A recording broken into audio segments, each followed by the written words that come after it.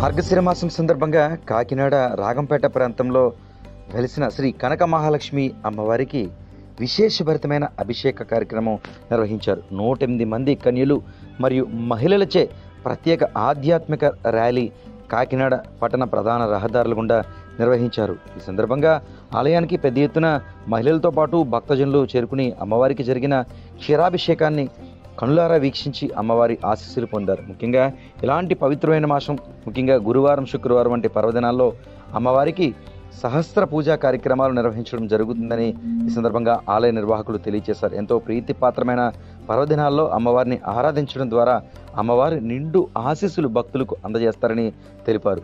విశేష పర్వదినాలు కావడంతో మహిళలు ఈ కుంకుమ పూజా కార్యక్రమాలతో పాటు ఈ సహస్ర ఘటాభిషేకం, అదేవిధంగా విశేషభరితమైన అభిషేకాల్లో పాలు పంచుకున్నారు. ముఖ్యంగా ఆలయ ప్రాంగణం అంతా శ్రీమాత్రే నమః అన్న నామస్మరణతో మారిమోగిపోయింది. దాదాపు ఈ మాసం కాలం ప్రతిరోజు అమ్మవారికి అభిషేకం మరియు కుంకుమ పూజలు వంటి కార్యక్రమాలు జరుగుతాయని ఆలయ కమిటీ తెలియజేసింది. శ్రీ కనకమహాలక్ష్మి రాగంపేటలో వేచి ఉన్న శ్రీ కనకమహాలక్ష్మి అమ్మవారు 2 వారాల బట్టి నుంచి పూజలు జరుగుతున్నాయి.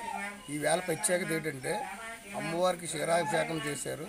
దాంతోపాటు కళా పువ్వులతో పూజ చేయించారు. గాజుల పూజ కూడా జరుగుతుంది. అమ్మవారికి అందరూ ఆశీర్వదించాలని అందరూ వచ్చారు, భక్తులు అందరూ. ఈ కార్యక్రమం మరిన్ని జరపాలని ప్రార్థిస్తున్నాం. అమ్మవారు ఆశీస్సులు అందరికీ ఉండాలి. అలాగే మా వనమాడి కొండబాబు గారు ఎమ్మెల్యే గారు ఆశీస్సులతో ఈ పూజ కార్యక్రమం జరుగుతుంది. అందరూ బాగుండాలి, అందులో మనం ఉండాలి.